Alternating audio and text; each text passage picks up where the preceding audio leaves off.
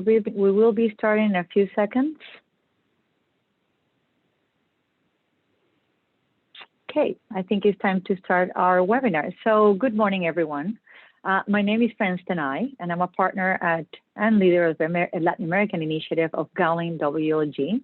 It is my pleasure to welcome you all to our live webinar, Renewable Energy and Clean Tech Opportunities in Colombia, organized by our close friends from the Canada-Colombia Chamber of Investment and Trade. We have a very interesting event ahead of us. We're very excited to have as our keynote speaker, the Colombian Minister of Mines and Energy, the Honorable Diego Mesa Puyo. And we will follow with a panel discussion with distinguished experts in the field in Colombia from two of the major renewable energy companies in Colombia. We have Celsia and we have Empresas Públicas de Medellín, EPM, and where we will hear from our very distinguished panel about experiences doing business and investing in this area in Colombia. And we will follow by a live Q&A session. So a few housekeeping matters before we start. As mentioned, we will have Q&A session at the end of the panel discussion. So please send us your questions, using the Q&A function that is on your screen, which can be found at the bottom of your screen. The panelists will review the questions and answer as many of them as possible at the end of the session. And we also suggest that you put your Zoom in gallery view for the panel session. The view setting, you can find it at the top right of your screen. My good friend, Andres Trevino is going to follow, and he's going to introduce the minister. Andres Trevino is the president of the Canada-Colombia Chamber of Investment and Trade, and he will provide the opening remarks. Andres? Thank you, Franz. All right, thank you, friends. As you know, I'm very excited about this event. I love this topic. This session is going to be great. I just know it's going to be the future. So thank you for joining. My name is Andres Trevino. As Franz mentioned, I'm the president of the Canada-Colombia Chamber of Investment and Trade here in Canada. What we do, we build relations between the two countries. Or as my 9-year-old son said to his teacher yesterday, I help Canada in Colombia and I help Colombia in Canada. So it's a great way to put it. So first of all, I would like to thank the Minister of Mines and Energy from Colombia for taking the time to be with us today. I know he's been extremely busy. He's not only a good friend, but he's also a great public servant. He been busy, especially the last couple of weeks, trying to mitigate the impact of a storm, I would say a hurricane that actually went through Colombia and affected many areas of the country. So he not only took the right measures, but he also went himself to make sure everything went well. So congratulations, Minister. I know that you put everything back, 100% energy back in San Andres, and you make sure that the crude oil is back as well for at least another 15 days. So Minister, congratulations for that, and thank you for joining. I also want to thank our panelists, Celsia and EPM, two great leaders in the industry who very kindly decided to join and share their experiences in the industry. So thank you very much. As well, I want to thank Gowlings, WLG for being a sponsor of this event. Franz is a great friend and also a great moderator, so I'm very excited about this session. And last but not least, I would like to thank Global Affairs Canada for being a partner in this event and many others. So thank you so much. And now I'd like to introduce the Minister of Mines and Energy from Colombia, Mr. Diego Mesa Puyo. He's an energy and extractive leader for about 15 years of experience in management and advisory roles, not only in the government, but also in multilaterals in the private sector. As a Deputy Minister of Energy since 2018 till 2020, he co-led the design and implementation of the country's energy transformation policy, including increasing the share of variable renewable energy from 1 to 12% of the power generation mix. Before joining the Colombian government, he spent 6 years at the IMF, Inter-American Monetary Fund, where he led globally the assistance of fiscal issues for extractive industries. Prior to the IMF, he spent 4 years as a manager and senior economist in the consulting and deal practice of PwC in Canada, where I actually met him. I had the pleasure to meet him when I was working in PwC as well. So the new minister holds a master's in economics from McGill, and he's a CFA chart holder since 2012. So Minister, thank you so much. And I would like to let you join if you can right now. Thank you, Minister. Thank you very much, Andres, and thank you to Franz as well for this invitation. And I'd like to greet my fellow panelists as well, Ricardo and Luis Fernando, who represent two of the most emblematic companies here in Colombia in terms of energy. And thanks for the words. Andres, it's been a difficult time for Colombia. We've never been hit by Hurricane 5 ever before. This is the first time, and it hit the island of Providencia, which is a small municipality in the archipelago of San Andres with about 6,000 people, and the island was completely destroyed. So we're trying to make every single effort to put them back on their feet in the next 100 days. And obviously after that, we'll go through reconstruction of the island, hopefully in a more sustainable way as well, and taking advantage of the potential that the island has in our field for renewable energy in particular, which is something that I've talked to Ricardo Sierra, who will be in the panel afterwards. I have a presentation here as well, so I'll share that, and if someone can let me know once you see the presentation, that would be great. And I was just to close on the introduction. I've met Andres, as he said, back in Canada when we both were at PwC.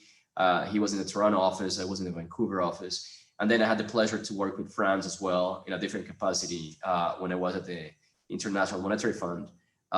Interestingly, here in Colombia, when we were advising the government on some issues for mining and oil and gas industry. So it's great to be back with good friends here. So I'm gonna share now, and I hope you're seeing now the presentation. If Andres can confirm, that'll be great. Yeah, thank you. Yeah. Perfect. So I'm gonna go through, what are the policies and projects that we have for what we call the sustainable recovery after the pandemic in Colombia. And I'll touch on some of the changes that we've made to the fiscal terms that apply to energy and to industries that are capital intensive. And we'll also be talking about a new auction that we announced with the president a couple of weeks ago for unconventional renewables. And I'll touch on some gas opportunities as well. And then I'll go into mining briefly, because we think we shouldn't disconnect some of the mining potential that we have in Colombia with energy transition. So I think what we're doing in Colombia is not too different from what many governments are doing worldwide, now thinking on the post-COVID-19 world. And I think the three axes that we're working on is, one, we would like to regain all the jobs that were lost. I think worldwide, over 300 million jobs were lost as a result of the pandemic. And obviously in Colombia, we had a similar effect. We had in August unemployment rates that we haven't seen in many, many decades, hitting close to 25%. This has come down now significantly. We expect to finish the year below 14%. We'll see how it goes in the remaining week of November and December. Obviously, we'd like to jumpstart economy again, and we're trying to boost sectors that are capital intensive, but also labor intensive. And third, last but not least, we would like to see this growth to be cleaner or more sustainable. And in this sense, we've identified some of the sectors that we've seen other countries that are working on, and I'll touch on this during my presentation. Obviously, we'll talk about power generation and energy transition, transportation and cleaner fuels, energy efficiency, both for residential and commercial purposes, and obviously new technologies that could apply to the energy and mining sector in Colombia. Just before I go into all the details, I would like to give this numbers as a background why the mining and energy sector are so important for the Colombian economy. And when we look at the GDP contribution and we combine mining, oil, gas, and power generation with utilities, which is mostly electricity and natural gas, we can see that when we combine all these sectors together, we get close to 13% of Colombian GDP. And this is actually by GDP, the second sector after commerce or trade. When we look at other macroeconomic variables, the sector is even more important. For example, this sector is responsible for $1 out of $3 in foreign direct investment. More than 55% of exports come out of the mining and energy sector. And also when we look at the fiscal measures, on one side, national government revenue, depending on the prices of oil and minerals, it could be between 12 to 15%. But more importantly, when we look at the fiscal numbers for the municipalities or the departments, in Colombia, we have departments similar to provinces in Canada. 1/3 of the investment budget for those municipalities and departments come from the royalties that are paid by the mining and the oil and gas sector. So this is a sector that is key for the economy as a whole. Colombia is not a big oil producer, but the oil sector is significant for Colombia. The same goes for mining and for power and natural gas. Luckily, when we came into power in August 2018, we had 4 strategies for the sector that were very clearly defined, and we're continuing to promote this in the post-COVID-19 crisis. The first one is, as I mentioned before, the energy transition, which is a mass implementation of variable or unconventional renewable. And this is because Colombia had a huge potential, especially in the northern part of the country, that was not being tapped. And we made a decisive action to make sure that we were able to exploit these resources during this government. The second one is what we call sustainable mobility. And then there we combine not only electric vehicles, but also cleaner fuels and other sources of energy for mobility. I'll touch on that in a minute. Then we have energy security, which is key for Colombia, making sure that we have enough gas for the domestic economy, and we can have also continue to have oil production. On the gas side is quite important because about 8 out of 10 families in Colombia use gas for daily activities such as cooking. And finally, we decided to diversify the mining matrix in Colombia.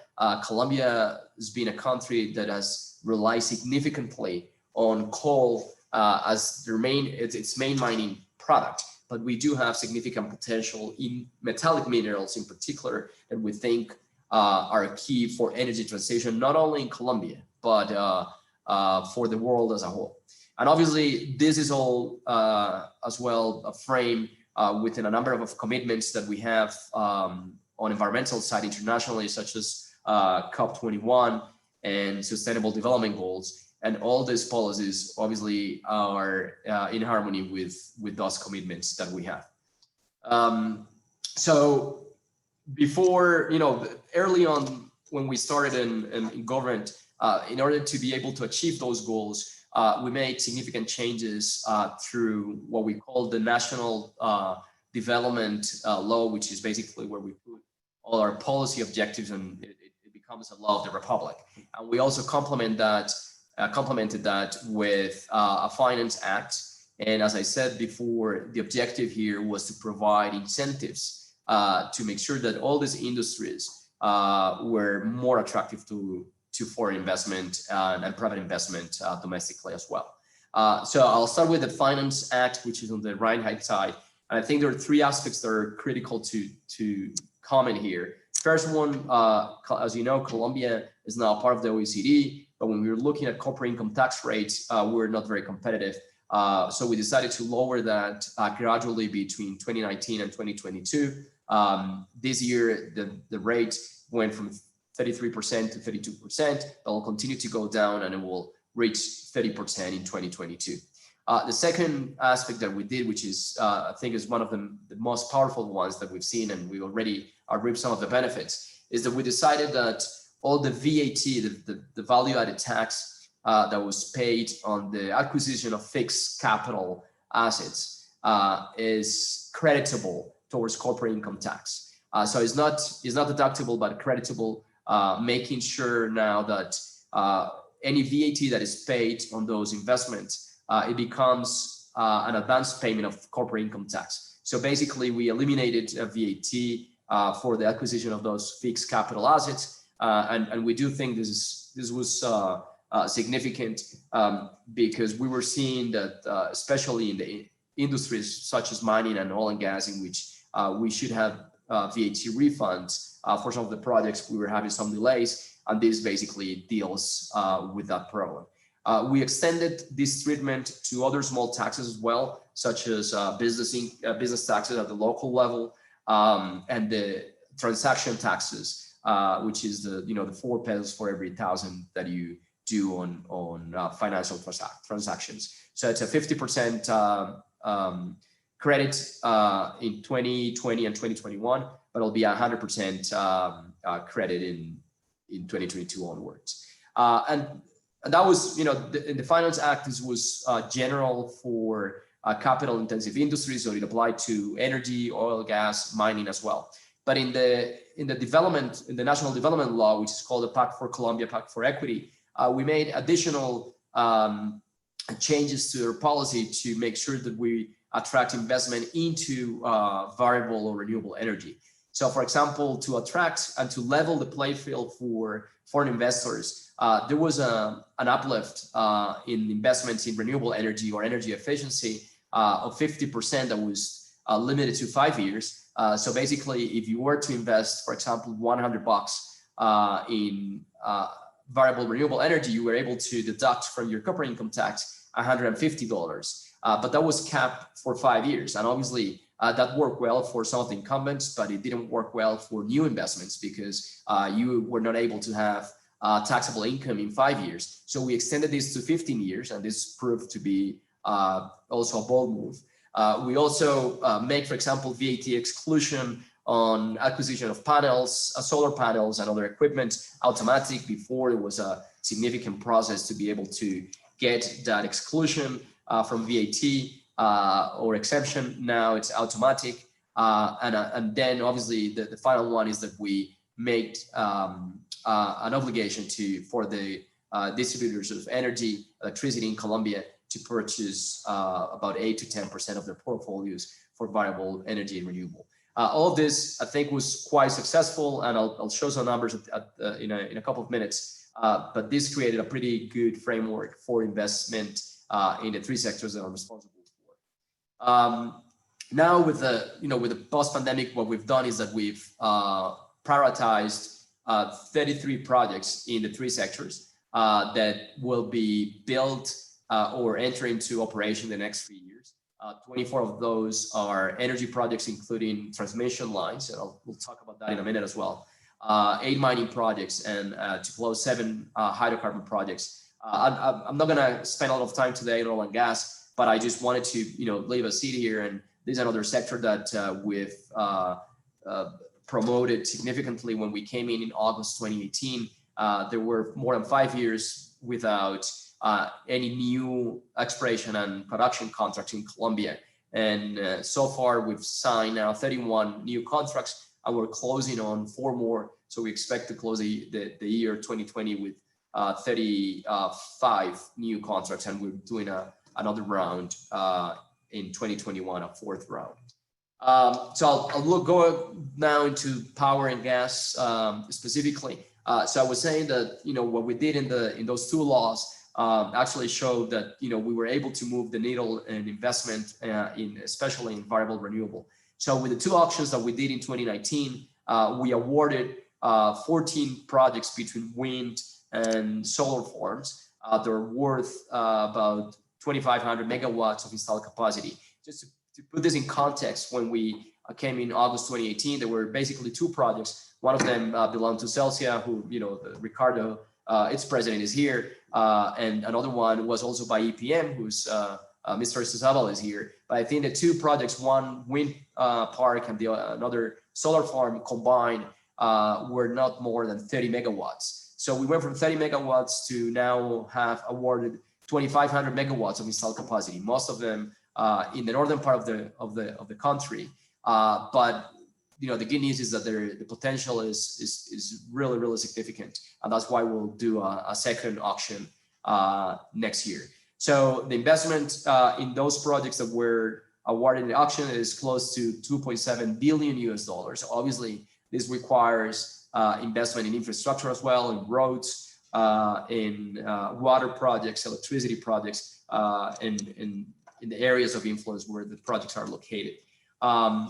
What we've estimated is that by the end of 2022, we will have close to 2,800 megawatts of installed capacity already built or being built, in the process of being built as we go along. And the main message here is that we were able in just 4 years to turn the power matrix in Colombia from having less than 1% of variable renewable to close to 13%. And we know that we have many more projects in the pipeline, and that's why we're proceeding with another auction, which I'll touch on. Colombia is also leading regionally the action to increase renewables, not only variable but all type of renewable energy, such as hydro, which is obviously key for Colombia and other countries in the region as Paraguay. And we're leading this with Costa Rica and Chile. And the goal that we have as a region is to go from 56% of our total collective matrix, power matrix, to 70% by 2030. And we think this is achievable. This is a collective matrix. So obviously some countries will be able to pull some of the laggards. So the new auction, which is generate a lot of interest. One of the reasons for the auction is that we realize that we have many projects that are ready to be built between now and the end of 2022. Most of them are solar projects. So in the pipeline with the planning unit, we have over 8,000 megawatts of projects that are registered already with connection approvals. And if we zero into solar, we realize that the potential for projects to be ready by the end of 2022 is about 5,800 megawatts. So we'll be launching this auction as a bit different from the one that we did in October last year. This time we'll be focusing on what we call in Colombia the non-regulated users or non-regulated market, which is basically big energy consumers such as industry, mining, manufacturing. And we would like to see, again, long-term contracts. I've been asked, I was at a panel yesterday, I've been asked about any other changes. We're still designing the product to be auctioned. I think given the sophistication of the potential buyers of energy in this auction, we can do some tweaks that some of the generators asked last time, such as thinking maybe about doing the auction in US dollars rather than Colombian pesos. But this is something that will still be still subject to discussion, and obviously we'll put out some draft terms for agents and stakeholders to comment. But what we do want to see is we want to see as many projects as we can build between now and 2022. We do think there is capacity on the demand side, on the supply side, and what we already realize is that these projects are going to be very competitive, which is going to be good for industry, obviously, because they're always seeking more competitive energy in the Colombian market.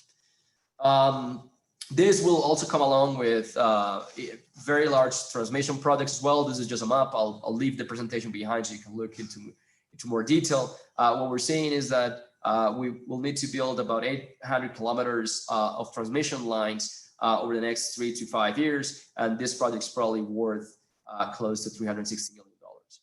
With the previous in the previous slide with the auction, 5,800 megawatts, we estimate that the investment opportunity there is close to $6 billion US dollars, give or take.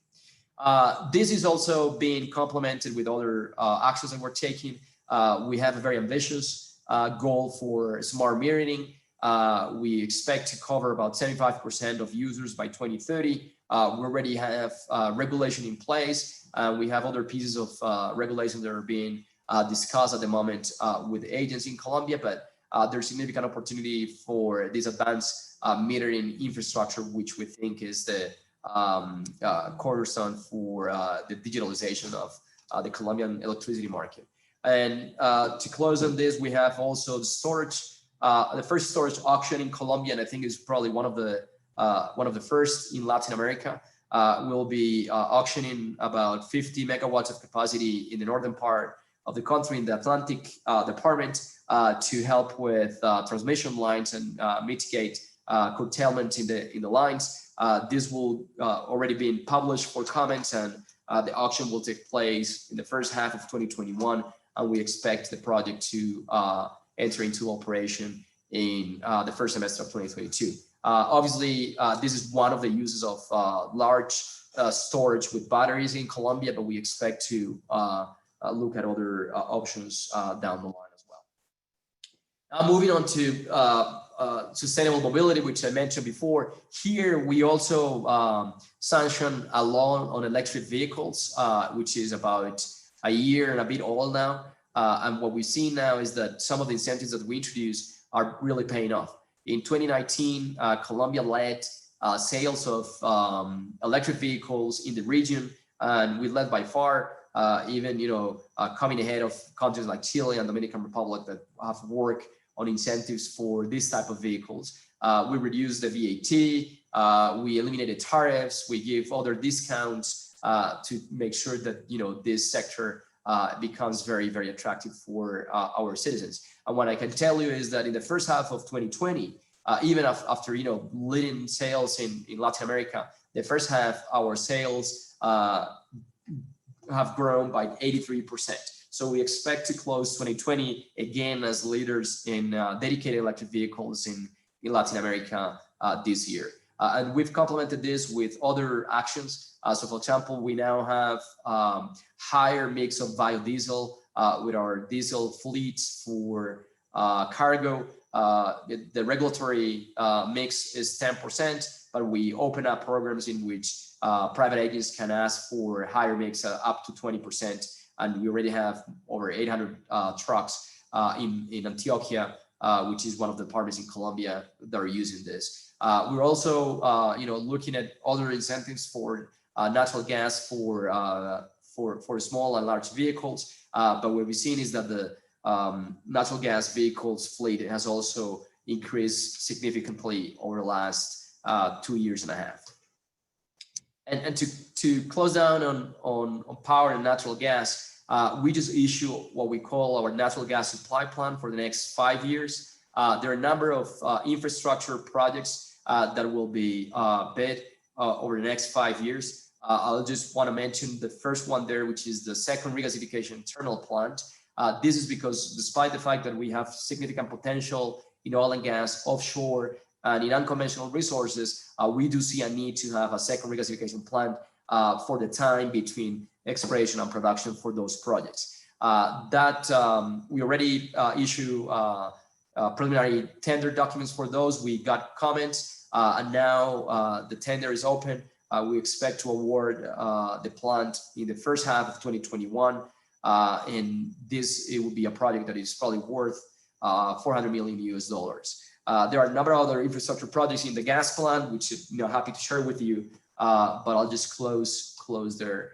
And before I move on to mining, just wanted to also mention to you that as we speak, we're developing our roadmap for other sources of renewable energy, such as hydrogen. We're working with different partners to have a roadmap and a regulatory framework for hydrogen over the next 6 months or so. We're doing the same for geothermal resources as well, which we do believe we have significant potential. So there's plenty more to come in renewable energy in Colombia from hydrogen and from geothermal. And now closing up with mining, the reason I like to always tie mining to energy transition is because what I mentioned at the beginning is that we have significant potential in metallic minerals that are absolutely critical for energy transition, such as copper, gold, nickel, molybdenum, and other minerals. And Colombia's territory is pretty much unexplored. We have about 104 million hectares in our country, and of those, only 3% have mining titles, and of those, only about 0.2% have ongoing operations. So we do have significant potential in these minerals. I'm just highlighting here for projects, 2 of them which already have environmental licensing, but the two others are still going through the process. But just to show you, with only 4 projects, the potential that we have. The first one, which is the Buritica gold mine, which was started with Canadian investment with Continental Gold, and they were sold to an Asian partner. is the first and the largest underground mine in Colombia for gold. Is going to increase production by about 22%. And we have other projects such as Gramalote, also in Antioquia, also with Canadian investment as well, that we expect to see starting construction phase in the first half of next year. But just wanted to highlight that, this is only a sample of some of the projects that we have in place, but hopefully we'll see many more down the road. And that's why we're doing a process for the allocation of strategic areas, similar to what we do in oil and gas. This will be the first time that we'll be offering blocks in mining. The process will be launched in the first half of 2021. We already have the rules with defined areas, and we expect to see some interesting bidding for these projects, which are going to be located in these three departments that I'm showing on the map. So with that, I would like to close just to, final messages. We do believe in a portfolio approach in the energy and mining sector in Colombia. We believe that renewable energies, distributed resources, new technologies are going to be key to our energy transition. But at the same time, we continue to promote, more traditional sectors such as oil, gas, and mining, which is going to be key as well for our sustainable recovery going forward. So with that, I'll close and thank you again for your attention at the time.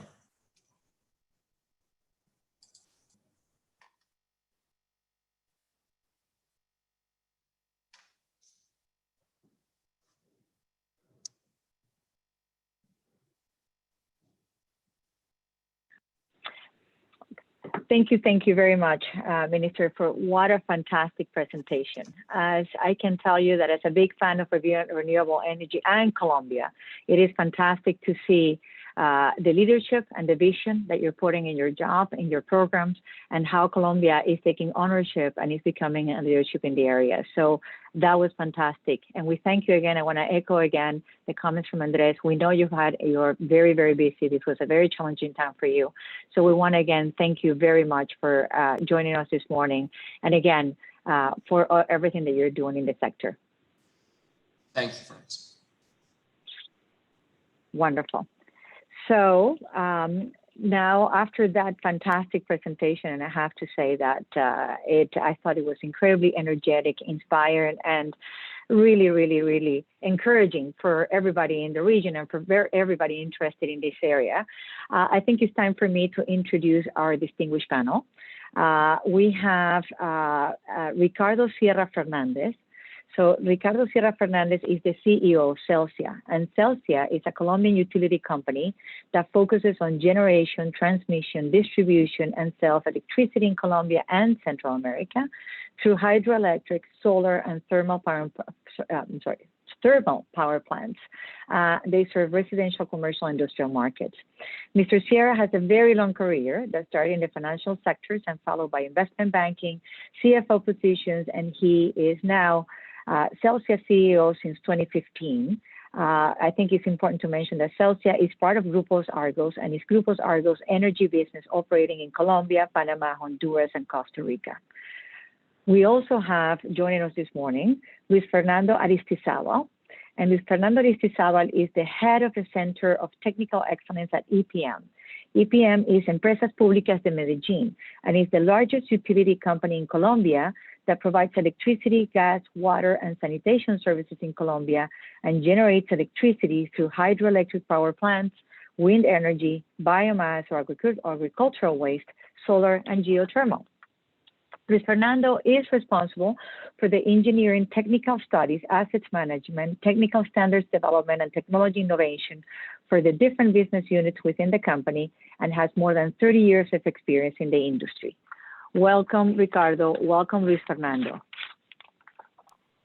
Thank you, Franz. Thank you for the invitation. Pleasure to be here. It is our pleasure, absolutely our pleasure to have you guys with us. And and then following that fantastic presentation from Minister Mesa, I think it really opened the floor and got us all excited to talk about renewable energy in Colombia. So it is wonderful. So why don't we start in order to help the audience understand a little bit better about your companies, and more importantly, you know, a lot of people tend to consider that renewable energy are still wondering whether renewable energy can make money. I think Celsia and EPM are fabulous examples that you know, you can do well and you can do a lot. So why don't we start with you giving us a little bit of more of a view of what the company does, what are your most important projects, but I think perhaps focusing as well on what is the impact on the, that your projects tend to have in the community. I think it's an area that is very, very important, for us to explore. So if you can help us with that, that'd be wonderful. Ricardo? Thank you, Franz. And I want to send a message of, I hope everybody's safe. And with these difficult times, it's very hard to not express solidarity and empathy with all. And thank you for being with us today. The Celsia, as Franz told you, is a company vertically integrated. We have generation. Basically, we have a big hydro component in our capacity, but we started 4 years ago a plan to start in the non-conventional renewable. But at the time, there was only a few startups starting in Colombia, like selling rooftop solar and nothing more than that.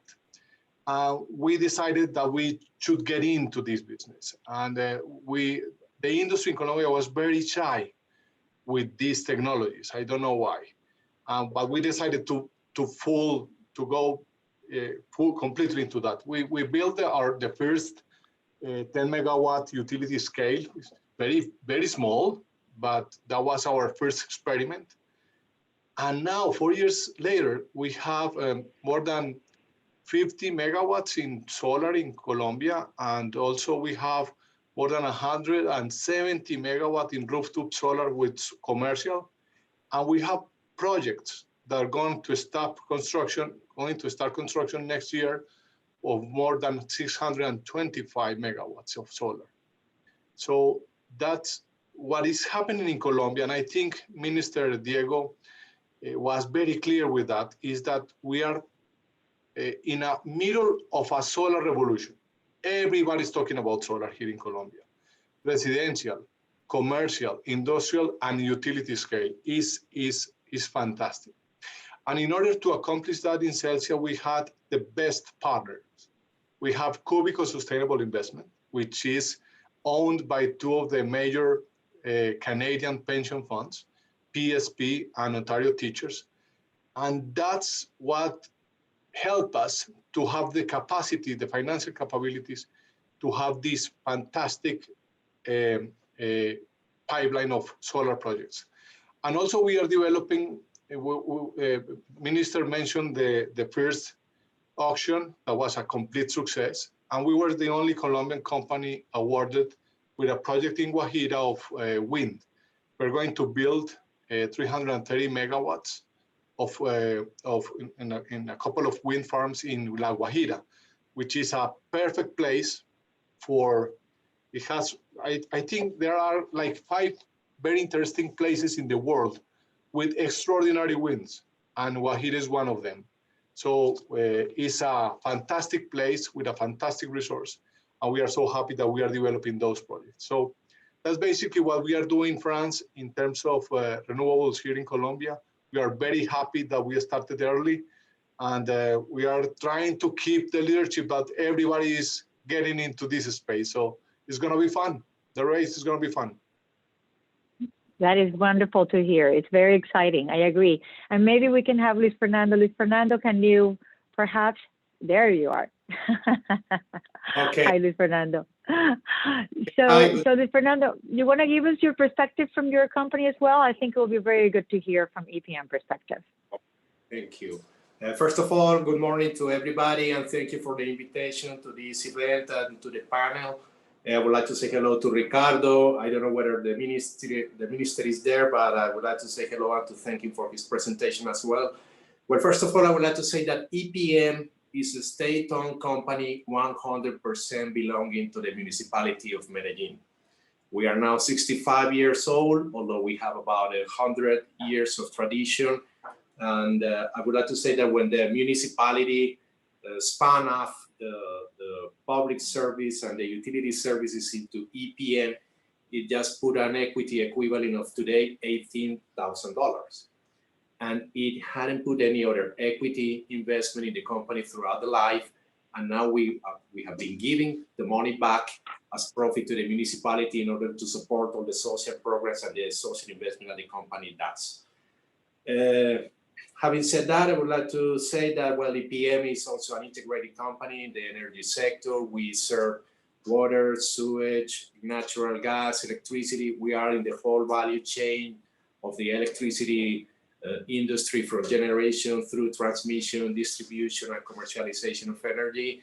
And we operate in about 600, but in the energy sector in 4 countries. And then we serve more than 8 million customers now.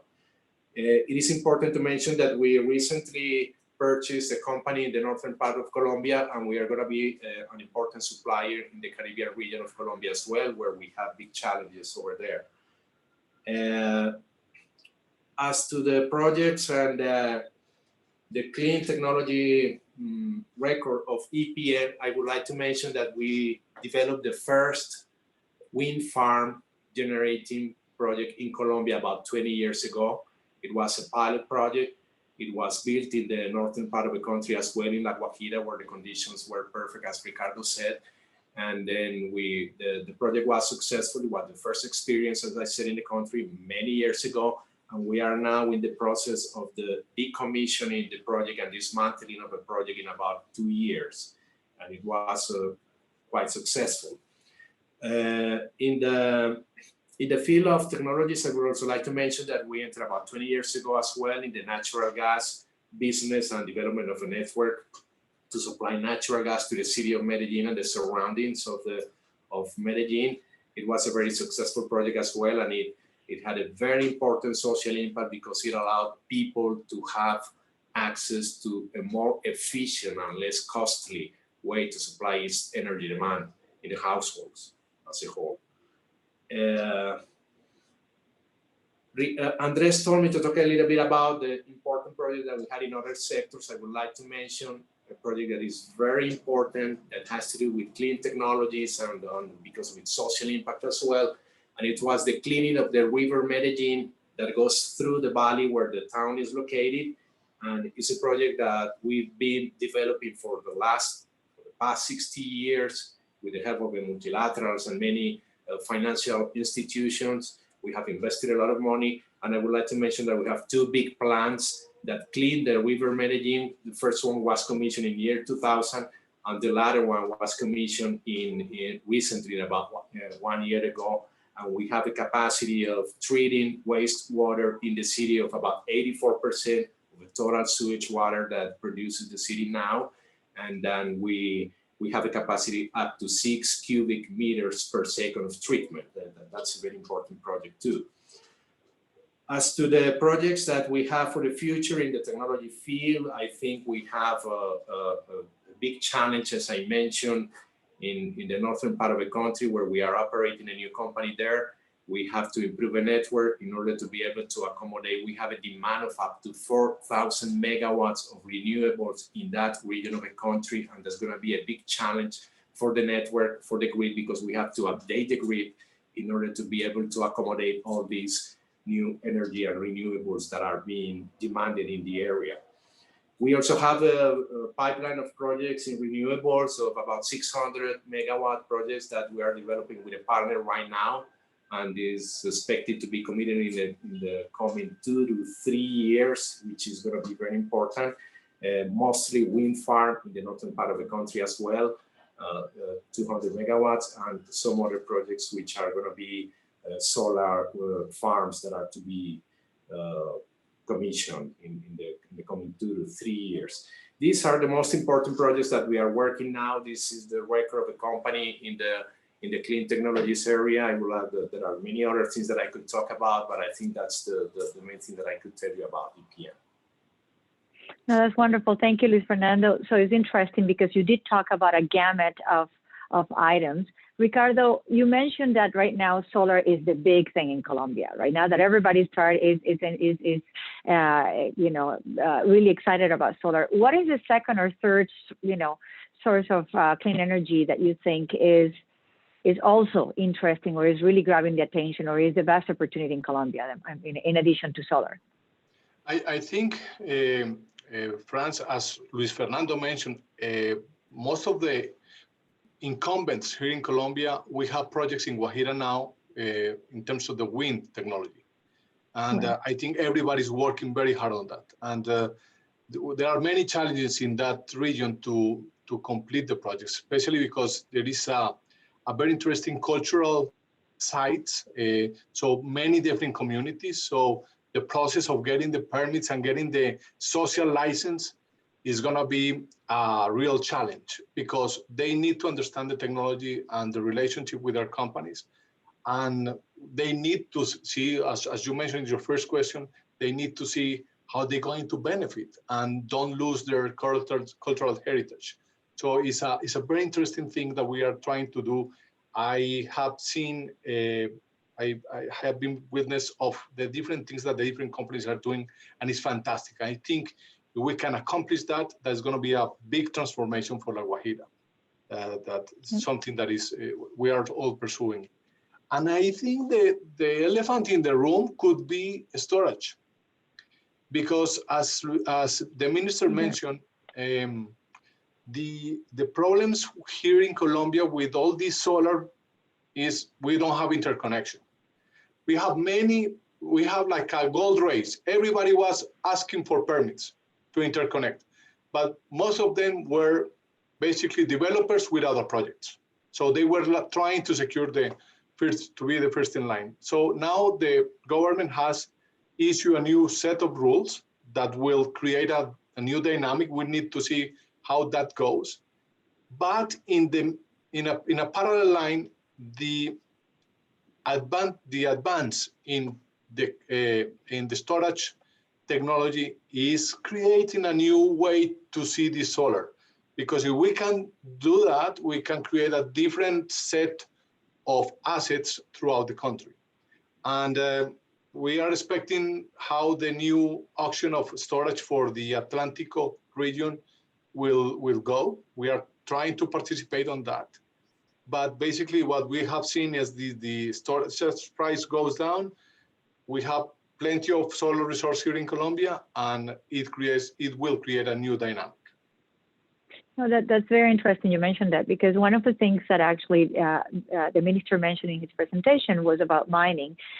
He was focusing on the fact of, the production of mining, but the interesting thing is that what I'm seeing in the region right now a lot is mining projects powered by renewable energy and hybrid sources of renewable energy, which include a combination, in certain cases of gas with solar, wind. Is very interesting. So, and of course, it all has to do with storage as well. So they're all interconnected, but the reality is that everything is actually coming to the forefront now. And I think companies and industry are all working together to now solve these conundrums and then making it sure work. And they are working. That's the reality. So it's a very good point that you mentioned right now. And maybe we can hear Luis Fernando's view. What is your view, Luis Fernando, in terms of perhaps the other challenges or the other opportunities, I guess, in, not only, again, as Ricardo had mentioned, he said that there was an incredible impetus in Colombia and excitement for solar. And he's talking about what are your views as to what are the other great areas that are in the process right now being developed? Okay, Franz, I would like to talk about two initiatives that are very important for the company and that have to do not only with renewables, not only with solar and wind farm technologies to be deployed all throughout the country, but two initiatives that have to do with this and that the company set out recently. The first one is that we are meant to be carbon neutral by 2025. We made that decision, which is a very important decision that has some implications for the different business units that we operate, not only in the energy sector, but in the water, natural gas, for the whole company, all the business units and the different countries where we operate. I think that's a very important one. And we are really working hard in order to achieve that. And I think it is aligned with the development objectives of the millennium, of the the sustainable objectives, and that's a very big bet that the company has made in this area. The other thing is that we were the first one too that developed a certificate, a clean certificate for customers who are interested in having a green footprint as to the energy they consume in their processes, in their manufacturing processes. So we are giving this certificate. It is a REC certificate that is validated by an international standard, and it's been very successful, and is part of this strategy of being carbon neutral by 2025. So this has transformed the whole company, the way we make and plan investments, and I think that's gonna be of a big impact for the society and the country as a whole. That is fantastic. That's really, really interesting. It's wonderful to hear. So one of the interesting things that I heard as well, from Minister presentation was that, the country is now aiming to go, from 50% to 70% capacity installed capacity in renewable energy, to really increase the renewable energy installed capacity. So I guess then that brings us to those are, he basically talked about very, challenging and ambitious plans. So what do you think, from your perspective, Ricardo, are the biggest challenges that you think, not only the implementation of the policy from the government perspective, but also from the private side, what do you think are the biggest challenges that Colombia is facing in this ambitious plan that we have going forward? Yes, Franz. First of all, we need to recognize that the efforts of this government, President Duque, previous Minister Maria Fernanda, and Diego as Vice Minister, now as a Minister, they have been the champions of this transformation. And not only showing headlines, solving real problems, solving real bottlenecks. Now, we have a very interesting tax incentives law, which allow us to really make the real profits for these projects. And also they have solved many different red tape that we had in the process in the past. So now companies, we have everything. If we don't do the things, it's our fault. It's not theirs. That's very important. And I think the challenge is really to solve this interconnection issue, because as the minister mentioned, there is more like 8,000 megawatts of projects already with permits. But what is the reality on that? In different countries, the reality on those interconnection permits is less than 10% of the total projects that are registered.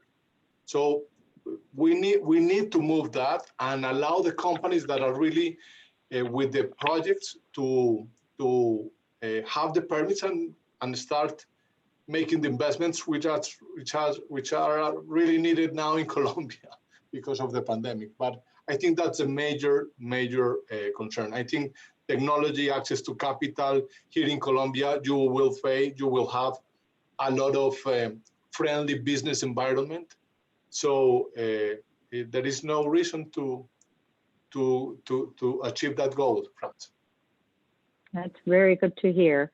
Ms. Fernando, what are your views in terms of the challenges that you guys are facing at the moment as an industry or as a country in terms of achieving the very ambitious goals that the government has set out, and as Ricardo says, is really, kind of set the table for everybody to be able to move this forward? Well, I basically agree with Ricardo that the permits and the social issues that we have with the communities in order to be able to get into their territories and to build this new infrastructure and to have the right permits on time is going to be a big challenge, especially in the northern part of the country, as we have mentioned throughout the presentation. I would also like to say that we, especially in EPN, we have a challenge, which is to move from big hydroelectric projects to small hydro as well. That's another bet that we have in the change of a mindset of the different, the changes and the transformation of a generation mix that we think we will see in the coming years. So we are working hard in order to have small to medium term hydroelectric power back into its track in Colombia. It depends on some regulatory issues that are still pending by the government, but we think that's a very promising sector as well that's going to be developed. I think Colombia has a very clean mix as to the generation, the production of energy, because it's mostly hydro, and EPN is not an exception. Our tradition has been to develop big hydroelectric projects. We are moving, as I said, now to smaller hydroelectric projects, which are going to be very important in the future. We have had a very strong tradition in the hydroelectric sector. We have worked with Canadian companies, not only in the financial sector, as funding some of the projects, but technically we had a partnership with Hydro-Quebec many years ago. I myself worked with them, and they made some knowledge transfer and capabilities transfer to the company, which was very important for the company in those days. And I think now we have to move to this smaller sector, which is very promising as well, as I mentioned. So let me ask a question to both of you. So if you both are Colombian companies, okay? Colombian companies with Colombian content, with Colombian employees, with Colombian culture. But I'm sure you talk a lot to international investors. So if you had to basically, what have you heard, or what do you think from an international investor point of view is the biggest barrier of entry in this market in Colombia? I'm gonna leave Luis Fernando to start. and I will join you later. You mentioned that the biggest barriers that foreign investors have. Exactly, yeah. If they want to come to Colombia and if they want to enter into this market, from your perspective, what would you think? Would be, what have you heard from people that you've encountered in the industry or from other parties that actually come to the country? What do you think is the biggest or the most, or a few of the most important barriers of entries in this market? Well, I think you have to understand the culture of a country when you go to a foreign country. That's usually happens. So it's not, we are not very good at talking about our own culture, but this is a country that has a tremendous diversity as the culture it is. The northern part of the country that Ricardo has mentioned, and I mentioned too, we have Indian people living there with a different culture, very, very poorly developed, and that poses a big challenge to all the investors in Colombia. We also have the permits and the licenses are a very tough issue to deal with. Colombia has a very strong tradition in the development of the regulations as to the environment, the protection of the environment, the permits. The transmission lines that Ricardo mentioned are going to be a big challenge in order to be developed in the country because of the permits and the licenses that they require. The opposition of the communities and the need to talk to them and to explain to them the benefits of a project for the country as a whole. Sometimes they don't see the benefits for their own local communities. They see the benefit for the country, and they take a position against the project that sometimes is very difficult to deal with. And I think those cultural issues are the main thing that we have to deal with. I think that as a whole and as a company, and I'm going to talk about EPM, we also need to develop a more agile culture in the management of the organizations, in the decision-making about the projects, and in the relationships with the different sector that we work with in order to be more agile in the different projects and initiatives that we develop, basically. Wonderful. And Ricardo, you want to add something? Yeah, very good points, Luis. And I will add different angle of the things that investors in energy, not financial investors, because everybody is like eager to invest and to finance this type of projects. It's an amazing opportunity for companies to access capital. And but things is, for example, we don't have dollar rates.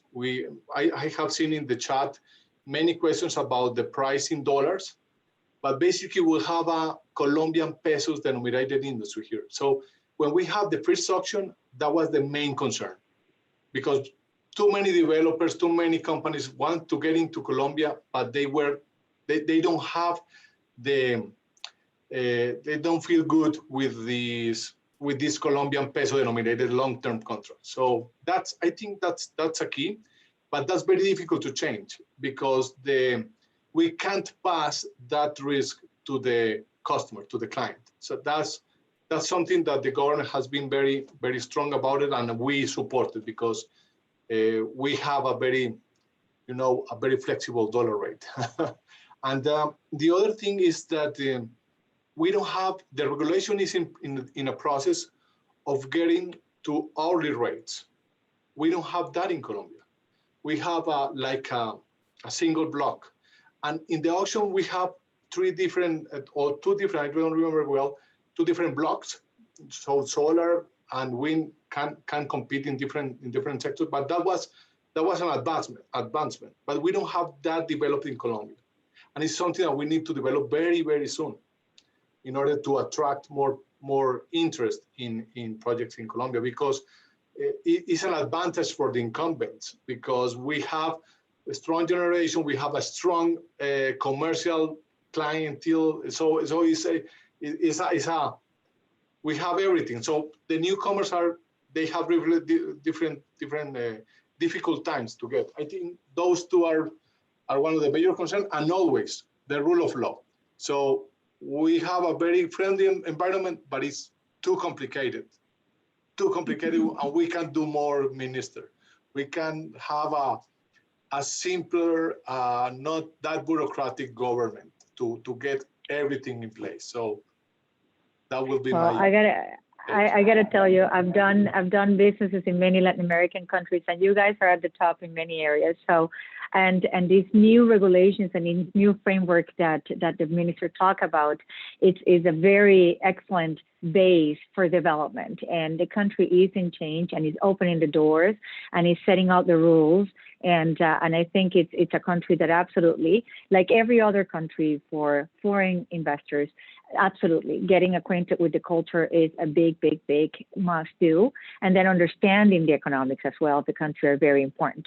But overall, I think at the moment, the plan that has been laid out is extremely positive. And if foreign investors, of course, we always recommend that they also connect with the incumbents and partner with the incumbents, so that in that way, they have a local partner that can help them navigate all these issues, that can help them, acclimatize to the culture, and then help them in the process. And for that, we have company like you guys, which is absolutely wonderful to have. So we are at 10:05. So I think we want to be mindful of our time, and we have a lot of questions. So I think what we're going to do is I invite Andres to now take over, and he's been monitoring all the questions that we have since the moment that that the webinar started. So thank you very much, everyone, for your active participation. And I'm going to leave it to Andres to help us with the questions that we have for the panelists.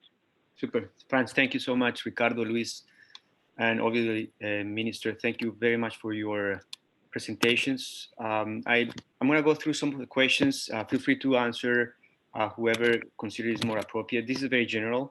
It says, what do you feel are the opportunities for portable off-grid solar as part of rural electrification initiatives, especially to provide increased healthcare clinics, small business incubators, and households with access to sustainable energy? So I don't know if maybe Ricardo, Luis Fernando, or Minister could answer that question. You can go first, Ricardo, and I will add after you if you want. Yeah, but I don't know if the minister is on, and because he has been doing a great job in terms of the not interconnected zone. So yeah, that's. I don't know if we have him still. Diego, are you still connected? I don't think so. No. So okay. So let me say that the government is pushing a lot in terms of trying to get energy to many different areas in the country. I think the latest figure that I see is that we have 500,000 people or houses not interconnected, but it is impossible to access them with the traditional system. Getting lines to those remote places is almost impossible. So the opportunity for off-grid solar is immense. So you have seen, we have seen a lot of different small startups get into this space, and I think they are the perfect players for that. Thank you, Ricardo. Luis Fernando? I totally agree. I would like to add that other than the typical solution for small houses, which are located in remote areas, in the rural areas, I think that we have to think as well to microgrid solutions to some municipalities and localities which are far off and are not interconnected and have had very big issues as to assuring the supply of energy for communities. So I think microgrids, we have carried out some feasibility studies in the past, and the cost was too high and they didn't work out. But I think that with the cost reduction we are seeing now in the technologies, definitely microgrids is going to be a supplementary solution for some communities which are more congregated around a municipality or a locality or a small town, and that have had big issues with the energy supply in the past. So I think that's another opportunity that we can have to the other one. And let me add that to Luis Fernando. I think we are very slow in terms of getting the right microgrid regulation in Colombia. We need to integrate the new trends that we have seen in Europe and in North America in terms of getting microgrids, even in cities, for corporate sites, university sites, small residential areas. Is something that we need to have a clear regulation, because the opportunity is immense to get better service and quality of service to different customers here in Colombia. Super. Thank you. And Luis Fernando, these questions, I think there's a question for you. Could you expand a little bit more on the idea of EPM becoming carbon neutral by 2025? What does it mean for the different businesses, and what are the implications for the technological standpoint? And there's specifically a question related to any initiatives that you're taking towards biogas production to attain neutrality in natural gas usage, if you can also touch on that. Okay, yes, that's a very important initiative that I mentioned. I think it has many implications for the different business units. As I said, we have already incorporated into the financial projections of a different business unit what does that mean, what the capital expenditure in infrastructure investment implies for developing this carbon neutral. It doesn't mean that we are going to have zero carbon emissions, but we are going to be neutral, so that we are going to be compensating with the certificates that I talked about as well, and we are going to participate in the market of clean certificates in order to achieve that goal. But it has to do with the technology approach that we have for the different businesses. For instance, in the grid, we have already, well, the first thing you have to do if you decide to be carbon neutral is to measure what is your carbon footprint. And we have already done that for the different businesses. We have prioritized which are the main sources of emission of carbon, what are the main technologies that we should put in place in order to address that emission. To give you just an example, for instance, in the transmission network, the main component or the main part of the system in the transmission and distribution network that has to do with carbon emissions are the energy losses. So we have to deal with technical losses, technologies that reduce, and well, not only the non-technical losses where we are very good at, but also the technical losses in order to contribute to have this neutral, carbon neutral goal that we have set for the company, and so on. We have been incorporating to change a little bit of the topic that I was talking about. We have been incorporating sustainable construction standards for the different buildings that we have to make for the operation of the different businesses. We have a very beautiful pilot project where we're going to have, it's going to be an administrative and operational building that we're going to build in the northwestern part of Antioquia, which is called the Urabá region, and it's going to be a sustainable building. It's going to be using wood, taking advantage of wood. We're going to have 3 different networks for rainfall, for gray waters. We're going to have a treatment. We're going to have solar panels. We're going to have a design where the air conditioning demand is going to be optimized for that region. And that reduces the carbon emission that we have. So in everything we do, we have to incorporate this goal and it has some implications. And as we're going to be selling as well the certificates that I mentioned, we are just making a balance.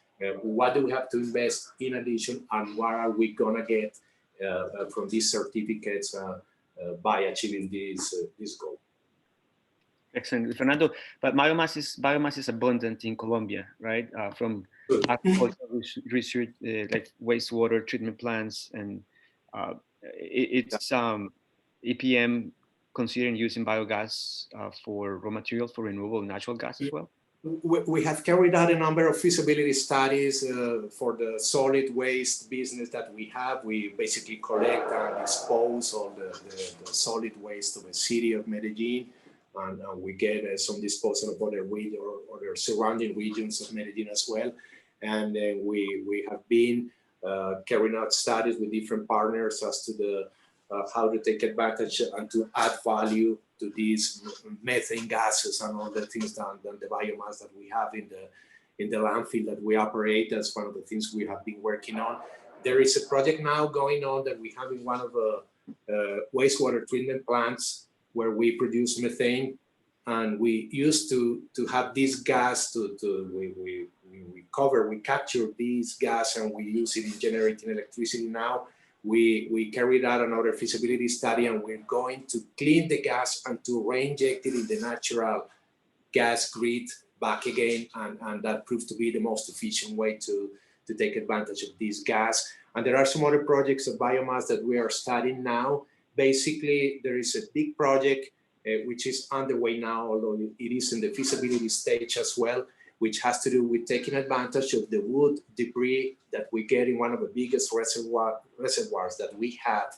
And there's hundreds of millions of tons of wood that we get in the river with some seasonality that we see there. And we are in the process of characterizing the debris and to see what is the best solution in order to generate electricity out of that wood that we're having. And I would like to mention as well that that's an obligation that we have from the environmental permit that we have for that project to do something with the wood. So we are studying different alternatives for that, for that situation. Super. Thank you, Luis Fernando. And maybe this question goes to both of you, Luis and Ricardo. Other than the investments in the energy and clean tech sectors, what do you see as specific opportunities for Canadian suppliers of goods and services? I don't know, maybe you would like to touch upon the smart cities projects that you guys have. That'd be super interesting. Yeah, let me begin with that. And Luis Fernando, what amazing projects that you are developing. I didn't know that. It's a very, very interesting trend. Hope you will make them. Thank you. What we have is we have a corporate venture investments. We have 3 different investments in startups basically in the US and Europe with different things, small storage, different things for the distribution market. So we have been looking for different partnership and looking for different providers of technology at different stages to use Celsia as a pilot, as the experimental company to try to implement those technologies. What we have seen in the past is that basically when you get into these technologies, they are basically developed for more developed markets.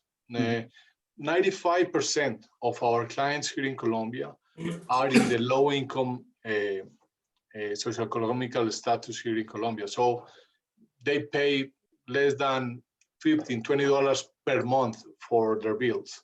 So we need to develop very low cost technology to serve those customers. That's the main goal. So that's the interaction that we have with different universities, with different providers of technology. So I invite the people that is looking and have ideas.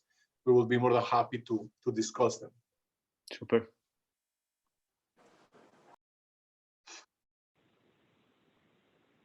Luis Fernando, you're in mute. I'm sorry. No problem. I'm glad that I think there are a myriad of opportunities for Canadian companies here in Colombia. We have been in touch with a number of them in the past, not only in the energy sector, but in the water, and natural gas sector as well. We are now working with a Canadian company in order to make very specialized inspection of submerged infrastructures and tunnels that we have. We have been in touch with some companies that have a very good record and experience in this type of jobs. And I see a lot of opportunities for Canadian supplying companies in the consulting sector, in the digital transformation, smart metering, analytical data analysis and all of that. I see lots of opportunities there. I think that the challenge that we have as operators of a network is to make sure that the network is going to be efficient and that it's going to assure that all the different agents in the market are going to have access in order to all these clean technologies have the opportunity to make a more efficient use of the energy sector as a whole. So I see lots of opportunities for Canadian companies as well. I have to mention that too, that we have worked with many Canadian companies in the past, especially in the financial sector too. EDC has been a very important funding company for the different investment projects that we have in the company. So that's what I would add. Great. I think we have time for one more question. We're getting closer to 10:20, right? Maybe this question, are there weather-related concerns in Colombia for wind and solar systems? Like, as an example, hurricanes in the project that you guys have? Thank God, no. We don't have hurricanes here in continental Colombia. And the last hurricane that hit San Andres and Providencia Islands were the first in 22 years. But we have seen a trend of that a change in direction of the hurricanes in the last 2 or 3 seasons. So it's hard to tell what is going to happen, but those islands are very small. So, and I saw a different question that what happened with the houses in Providencia is less than 1,500 houses are completely lost. So if you want to help and you want to help our government to restore, please come and help us, because we need all the help that we can have for them. But here in Colombia, no, we have intermittency as always in the different systems, and that's a great advantage of installing solar, especially solar and wind in Colombia. We don't have hurricanes, not even in La Guajira. Ricardo, Luis Fernando, I don't know, maybe you've been looking at the questions. Is there any question that you think that be worth to answer before we wrap up? You're good? Well, I saw a question about why we sold the wind farm Cururos that we had in Chile last year, and it was due to some financial requirements that we had and some necessities that we had due to the accident and contingency problem that we had in the big hydroelectric project that we are building now, and that hopefully with the help of the government, which has been very important, we are going to be able to complete the project in time. Okay, thank you.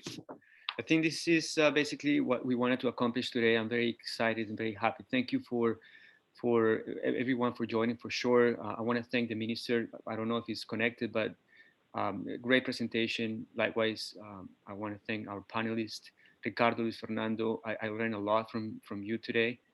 Franz, as always, great to have you moderating, and I love it. And I'm just going to leave you with one thought. Basically, if you're looking to go to Colombia, you have different sources. You can go through, either us, the government directly. France is also there to help, or you can connect directly with EPM Celsia. If you want to connect with them, feel free to join. Send us an email. We'll be very glad to connect you with them. And Andres, and I will add that the Scotia Bank is they have a very strong presence now in Colombia, and also the Export Development Agency of Canada, which has been very helpful for us to develop that. Those are great avenues to get into Colombia. Yeah, we work very close with EDC, Export Development Canada, Pro Colombia as well, who are actually, as part of the government as well. And as I said, there are many, many resources to get into Colombia. We're here just one more to help. And what we do at the Chamber is try to build relationships. So we're going to continue doing that, and we look forward to see you again. Franz, I don't know if you want to say something else before we wrap up the event. No, you've always, as always, you do a great job. And absolutely, one thing that I can attest that Andres and the Chamber does really well is to build connections. So I encourage everybody to connect with Andres and to connect to Colombia and Colombia to Canada. Because actually it's interesting. One of the questions as well was, are you guys interested in coming to Colombia? So there you go. I'm sorry, to coming to Canada. So there you go. There's a both way highway here that I think has great opportunities for everybody. And again, I think Andres is the point of connection. And thanks to you, Andres, for organizing this event. And thank you for all the sponsors and everybody else. So thank you, the panelists. Thank you, Ricardo, and thank you, Luis Fernando. It was absolutely a pleasure, talking to you today. Thank you all for joining. Thank you so much. Thank you all. Thank you very much. And thank you, everybody, for attending. Bye-bye. Bye. Ciao.